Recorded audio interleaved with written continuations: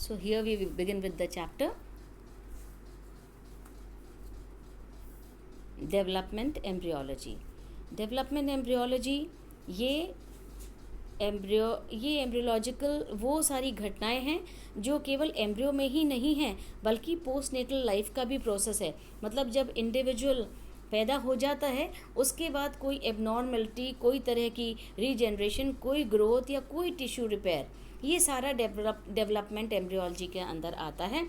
और वैसे development biology एक ब्रांच ऑफ साइंस है जिसमें एम्ब्रियोलॉजी भी इंक्लूडेड है और साथ में एम्ब्रियो जब पूरा एडल्ट बन जाता है और उसके बाद जो भी उसके अंदर ग्रोथ, रिपेयर वगैरह प्रोसेसेस हो रहे हैं, ये सारा डेवलपमेंट बायोलॉजी में आ जाता है. तो एम्ब्रियोलॉजी एक narrow branch of development biology है, जैसे कि इस प्रोसेस के अंदर दिखाया जा रहा है. बात करते हैं एम्ब्रियोलॉजी के डिफरेंट ब्रांचेस की. तो इतनी सारी ब्रांचेस जो आप देख रहे हैं एम्ब्रियोलॉजी में, एक तो डिस्क्रिप्टिव एम्ब्रियोलॉजी, दूसरा comparative embryology, then chemical embryology, then developmental embryology, then experimental embryology, then molecular embryology and teratology. ये सारी ब्रांचेस हैं एम्ब्रियोलॉजी की. इसका मतलब एम्ब्रियोलॉजी एक कितनी इम्पॉर्टेंट ब्रांच ऑफ साइंस हो गई है.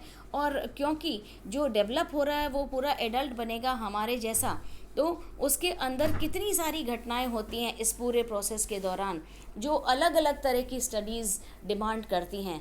इस अलग अलग तरह की स्टडीज़, चाहे वो बायोकेमिकल हो, चाहे फिज़िकल हो, चाहे वो न्यूक्लियर स्टडीज़ हो, व्हाटएवर, ये सारी की सारी स्टडीज़ करने के लिए हमको एम्ब्रियोलॉजी के बहुत सारे एस्पेक्ट्स की अलग अलग तरह से स्टडी करनी पड़ती है.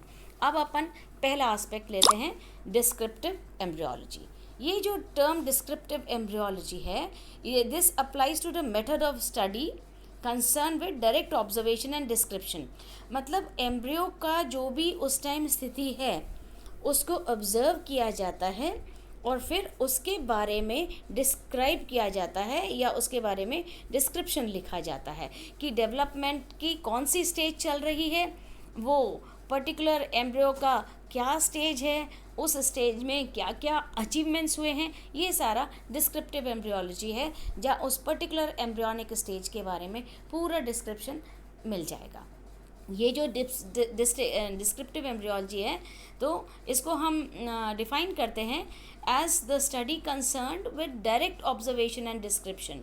ये डायरेक्ट जो ऑब्जर्वेशन कर रहे हैं, हम जो भी स्लाइड बनाया है एम्ब्रियो के लिए, क्योंकि एम्ब्रियो की स्टडी ऐसे नहीं की जाती, अलग अलग स्लाइड्स बना के की जाती है. तो इन स्लाइड्स की किस प्रकार की स्टडी हो रही है ये हम इसके अंदर करते हैं. अब ये जो डिस्क्रिप्टिव एम्ब्रियोलॉजी है इसके साथ है comparative embryology, next branch of embryology.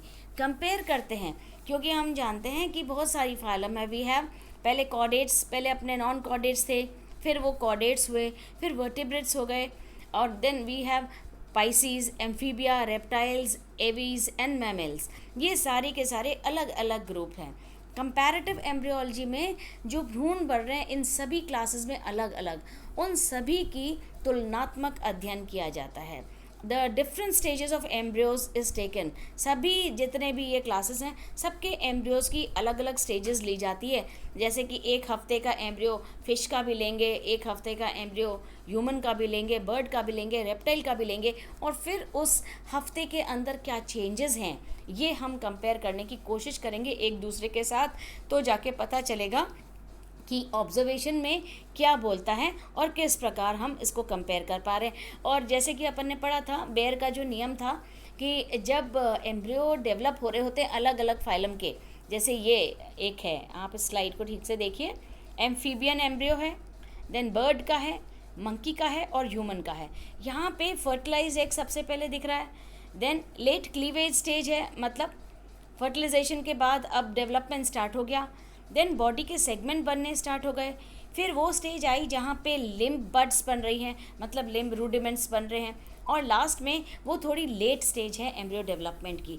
तो आप देखिए जैसे जैसे ये अध्ययन आगे की ओर बढ़ता जाता है वैसे वैसे एम्ब्रियो अब थोड़े क्लियर होते जाते हैं। अदरवाइज़ ये जो अर्ली सेगमेंट स्टेज या फिर लिम्ब बड स्टेज तक तो सारे एम्ब्रियो एक से नज़र आ रहे हैं। आप कह ही नहीं सकते हो कि बर्ड का कौन सा है, बंदर का कौन सा है, ह्यूमन का कौन सा है। तो ये है एक comparative study in which the different embryos at different stages are studied together and a comparison is tried to be drawn कि किस प्रकार का डेवलपमेंट किस एम्ब्रियो के अंदर हो रहा है। तो अपन कंपैरेटिव स्केल्स पे बात कर सकते हैं। Next, molecular embryology. ये मॉलिकुलर एम्ब्रियोलॉजी एक्चुअली वो है जब हम मॉलिकुलर लेवल पे एम्ब्रियोलॉजी को स्टडी करने की कोशिश करते हैं। और मॉलिकुलर लेवल पे हम कैसे करते हैं? Proteins, because they are macromolecules. ये प्रोटीन्स हैं, आरएनए हैं, डीएनए हैं, दे आर अल्टीमेटली, हम मानते हैं कि डीएनए अल्टीमेटली रिस्पॉन्सिबल होता है किसी भी प्रकार के कंट्रोलिंग फैक्टर के रूप में या किसी भी तरह के इनहेरिटेंस के रूप में या फंक्शनल रूप में। DNA holds the prime importance. तो जब ये study of genetic and cellular mechanism की जाती है, मतलब वो सारे मैकेनिज्म जो सेल का बिहेवियर और उसका पैटर्न फॉर्मेशन गवर्न करते हैं या इस्टेब्लिश करते हैं डेवलपमेंट के दौरान, जब हम इन पैटर्न की स्टडी करने की कोशिश करते हैं तो हम उसको मॉलिकुलर एम्ब्रियोलॉजी कहते हैं। तो molecular macromolecules are studied. Then next type of study is chemical embryology. ये केमिकल एम्ब्रियोलॉजी जैसा कि नाम बता रहा है, here the developmental stages are studied by biochemical and physiological techniques. यहाँ अलग अलग तरह के टेक्निक्स का इस्तेमाल किया जाता है। तो बायोटेक्नोलॉजी यहाँ पे ज़्यादा इस्तेमाल की जाती है, जैसे क्रोमेटोग्राफी है या कोई और टेक्निक जिसके द्वारा हम एम्ब्रियो को स्टडी कर सकते हैं। यहाँ पे माइक्रोस्कोप का रोल बहुत ज़्यादा इम्पॉर्टेंट हो जाता है और फिजियोलॉजिकल इनकी प्रॉपर्टीज़, इनकी बायोकेमिकल प्रॉपर्टीज़ किस प्रकार ये फंक्शन करती हैं अलग टाइम टू टाइम, इन सब का स्टडी केमिकल एम्ब्रियोलॉजी के अंदर होता है। And the last branch of embryology is teratology. Terata का मतलब होता है एक जायंट या एक एबनॉर्मल स्ट्रक्चर।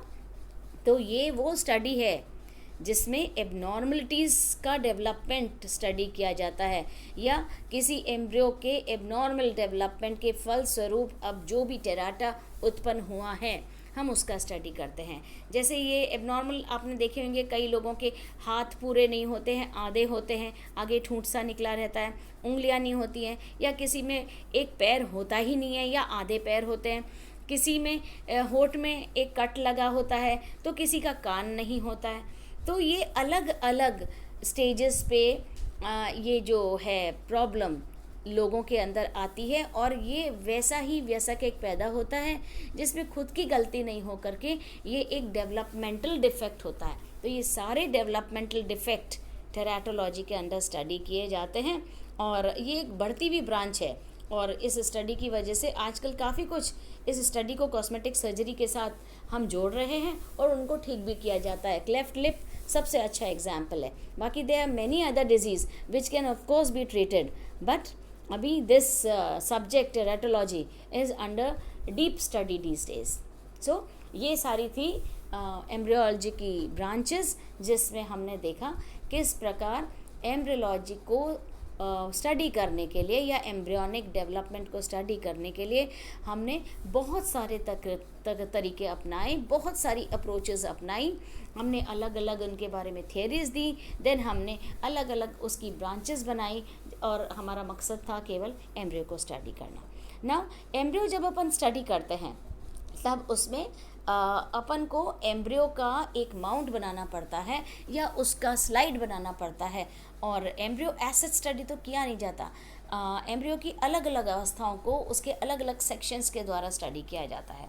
तो this if a slide is to be kept, अगर इस तरह की हम स्लाइड बनाते हैं और हम साइंस स्टूडेंट्स होने के नाते हमें पता है कि हम माउंटिंग करते हैं जिसके अंदर हम परमानेंट माउंटिंग करते हैं और टेम्प्रेरी माउंटिंग करते हैं। टेम्प्रेरी माउंट वो होती है जब हमको बस टेम्प्रेरी स्टडी करनी है, हमको ज़्यादा टाइम के लिए उसकी ज़रूरत ही नहीं है, ऐसी स्लाइड को हम वापस से हटा देते हैं, तब हम टेम्प्रेरी माउंट करते हैं। और अलग हमको उसका पूरा रिकॉर्ड रखना है और उसको कंपैरेटिव स्केल पे, क्योंकि एम्ब्रियोलॉजी की स्टडी एक बहुत इंपॉर्टेंट स्टडी है, हमको ये स्टडी करनी है, तो हम उसका परमानेंट माउंट बनाते हैं। परमानेंट माउंट तो is made if the slide is to be kept for a long time reference. Long time reference के लिए अगर आप बनाना चाहते हैं तो फिर परमानेंट माउंट बनाना पड़ेगा। और ये परमानेंट माउंट बनाने के लिए हमको जो पहला काम है वो एम्ब्रियो का चॉइस करना पड़ता है कि कौन सी स्थिति में हमें एम्ब्रियो लेना है। उस एम्ब्रियो को हम अलग अलग स्टेजेस पे लाएंगे। और मोस्ट इम्पॉर्टेंट कि जब भी हम किसी मटेरियल को ये प्रिज़र्व करते हैं तो उसके प्रिजर्वेशन के दौरान उसके अंदर जितना भी पानी आता है वो इंटरफेयर करता है उस मटेरियल के फ्रेमवर्क से। सो ये कि मटेरियल ख़राब भी नहीं हो, उसके अंदर जो भी बायोकेमिकल घटना रिकॉर्ड हो चुकी है वो भी ज़्यादा डिस्टर्ब नहीं हो और वो बिल्कुल अपने ओरिजिनल फॉर्म में रहें, इसके लिए हम डिहाइड्रेशन करते हैं, उसका पानी उड़ाते हैं।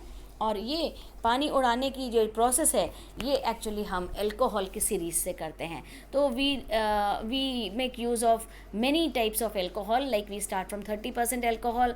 30% मतलब डाइल्यूट फॉर्म ऑफ अल्कोहल, क्योंकि एकदम से आप 100% अल्कोहल में किसी मटेरियल को डाल देंगे तो एकदम से पानी उड़ेगा और वो उसके अंदर का स्ट्रक्चर को डिस्टॉर्ट करेगा या उसको डिस्टर्ब करेगा। हम नहीं चाहते कि डिस्टर्बेंस हो किसी भी तरह के स्ट्रक्चर की, इसलिए हम धीरे धीरे उस मटेरियल को डिहाइड्रेट करते हैं। पहले 30% में, फिर 50, फिर 70, फिर 90 और 90% अल्कोहल में, मतलब अब वो अच्छे खासा डिहाइड्रेट हो गया तब हम उसको 100% अल्कोहल में डाल सकते हैं। तो पूरी डिहाइड्रेशन की सीरीज़ चलती हैं, वो आगे मैं आपको चार्ट दूंगी किस प्रकार चलती है। देन हम उस मटेरियल को क्लियर करते हैं और क्लियर करने के लिए हम उसको एक सॉल्वेंट के साथ मिलाते हैं और ये सॉल्वेंट अल्कोहल मीडियम का ही होता है। और फिर हम उसको माउंट करते हैं और ज़ाइलिन में डालते हैं जिससे कि ज़ाइलिन इसको क्लियर कर दे। Xylene is suppose to be the clearing agent. Then mount करने के लिए हम कवर स्लिप का इस्तेमाल तो करते ही हैं, और जो माउंटिंग मीडियम है या तो वो कनाडा बैल्सम होता है या टेम्प्रेरी में तो ग्लिसरीन होती है, लेकिन परमानेंट माउंटिंग में वो कनाडा बैल्सम होता है या DPX होता है। एज द केस में भी कोई भी इस्तेमाल किया जा सकता है, मटीरियल के ऊपर डिपेंड करता है। और अब हम इस तरह की प्रिपेयर्ड स्लाइड्स को लंबे समय तक रख सकते हैं और कभी भी हम इसको स्टडी करने के लिए निकाल सकते हैं। Now the making of permanent stained preparation with Canada balsam involves these process. अगर हम कनाडा बैल्सम का इस्तेमाल करते हैं तो ये सब प्रोसेस होता है। पहले फिक्स करते हैं उस मटेरियल को, फिर उसको स्टेन करते हैं, फिर हम उसको डिहाइड्रेट करते हैं, फिर हम उसको क्लीन करते हैं, फिर हम उसको माउंट करते हैं। और फिक्सेशन ऑफ स्टेनिंग ये पहले ही बताने जैसे हमने पहले बताया था उसी प्रकार से करते हैं। डिहाइड्रेशन का प्रोसेस मैंने आपको बताया ही है और ये सारे प्रोसेस की आउटलाइन अपन नेक्स्ट स्लाइड में आप देखिए किस प्रकार करते हैं। तो अगर सिंगल स्टेनिंग है, सिंगल स्टेनिंग कब होती है? जब उस मटेरियल में केवल साइटोप्लाज्मिक पोर्शन हो या न्यूक्लियर पोर्शन हो, एक ही चीज़ को हमको स्टेन करना है तो हम सिंगल स्टेनिंग यूज़ कर सकते हैं। तो आमतौर पे साइटोप्लाज्मिक स्टेन इससे किए जाते हैं और वो कुछ इस प्रकार है कि आप पहले मटेरियल को फिक्स कर दो, फिर उसको टैप वाटर में वॉश कर दो, फिर उसको 30% अल्कोहल के साथ डिहाइड्रेशन की सीरीज़ में डाल दो, फिर 50% अल्कोहल, फिर 70% अल्कोहल। इन सभी में 5 से 15 मिनट के अंदर आप रखेंगे। डिपेंड करता है मटेरियल कितना थिक है। ज़्यादा थिक है और वेदर अगर ड्राई नहीं है, वो वेदर ह्यूमिड है या ठंड है, तब आप ज़्यादा टाइम के लिए रखेंगे। जो 70% पे डालने के बाद हम उसको स्टेन करेंगे बोरैक्स कार्मिन में या ईओसिन में या फिर पिक्रो इंडिगो कार्मिन भी हम यूज़ कर सकते हैं। नाउ उसको नेक्स्ट हम उसको डी स्टेन करने के लिए एसिड अल्कोहल में डालेंगे जिससे कि जो भी एक्स्ट्रा स्टेन है वो निकल जाए। फिर हम उसको 70% अल्कोहल में वॉश करेंगे, फिर 90% अल्कोहल में डिहाइड्रेट करेंगे, फिर 100% अल्कोहल में डिहाइड्रेट करेंगे, फिर उसको डी अल्कोहलाइज करेंगे एंड उसको क्लीन करेंगे ज़ाइलॉल से एंड फाइनली कनाडा बैल्सम से उसको हम माउंट करेंगे, स्लाइड के ऊपर रख के कवर स्लिप लगा देंगे और इस प्रकार ये हमारा सिंगल स्टेनिंग होगी। ना ये पूरा प्रोसेस ही यूज़ किया जाएगा अगर हमको दोनों तरह के अपने प्लाज्मास डिफाइन करने हैं। आप लोगों को साइटोप्लाज्म भी स्टेन करना है, क्योंकि हमको उसकी भी स्टडी करनी है, और हमको न्यूक्लियस भी स्टेन करना है, उसकी भी स्टडी करनी है। उसके लिए कुछ इस प्रकार का हम स्टेनिंग करेंगे। देखिए, exactly fix the material, then wash it in tap water. उसके बाद स्टेन इन हेमाटोक्सिलिन, हीमेटॉक्सिलिन के अंदर स्टेन करेंगे। ये प्रोसेस, ये वाला स्टेप पिछले वाले में एब्सेंट था। Then destain in acid water, then wash in tap water, then dehydrate in series 30%, 50%, 70%, 90%, then 100% alcohol. हर बार 5 से 15 मिनट के लिए अलग अलग तरह के मटेरियल की वो देख करके का विस्कस वो देख करके आप लगाएंगे। देन फाइनली आप उसको ज़ाइलॉल या क्लोव ऑयल के साथ क्लियर कर देंगे, एंड उस मटेरियल को उठा के स्लाइड पे रखेंगे, और स्लाइड पे कैनेडा बैल्सम डालेंगे, और उसके ऊपर कवर स्लिप लगा करके उसको माउंट कर देंगे। माउंट करते वक्त आपको खास ध्यान रखना पड़ेगा कि कोई भी प्रकार का एयर बबल उसमें ना आने पाए, क्योंकि एयर बबल अक्सर हमारे ऑब्जर्वेशन के साथ इंटरफेयर करता है।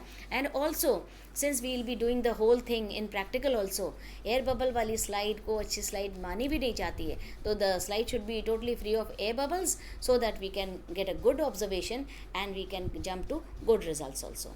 अब ये कई जगह हमें असेंडिंग और डिसेंडिंग दोनों तरह की सीरीज़ का इस्तेमाल करना पड़ता है, वो तो चलिए एक बात की बात है। सो माइक्रोस्कोपिक स्टडी अगर करते हैं तो अ गुड स्टेन स्लाइड, अगर बहुत अच्छे से कोई स्लाइड को हमने बनाया और उसको अच्छे से स्टेन किया गया है, तो वैसी स्लाइड का हमेशा साइटोप्लाज्म पिंक नज़र आता है, और जो न्यूक्लियस पोर्शन है वो ब्लू नज़र आता है, और स्लाइड एज सच रहती है, बिना उसके कोई भी कंपोनेंट को डिस्टर्ब करे, कोई अंदर उसके चेंजेस नहीं आएंगे, स्ट्रक्चर ऐसे कैसे प्रिजर्व्ड रहेगा, और इस स्लाइड को हम अच्छी स्लाइड मानते हैं।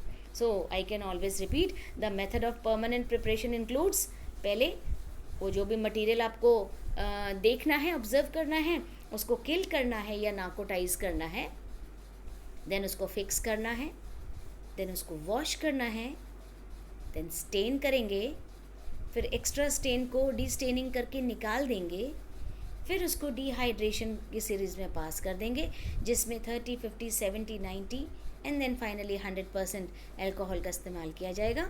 फिर इसको ज़ाइलिन में आप क्लियर करेंगे, एंड फाइनली इसको स्लाइड पे माउंट कर देंगे, और माउंट करके आप इसको आराम से स्टडी कर सकते हैं। So this was the whole process of making a slide, temporary slide, permanent slide, जो भी बनाएं, स्लाइड बनाने का तरीका यही है।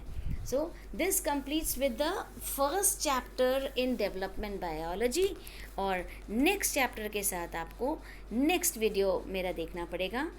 For the present, it is. Thank you.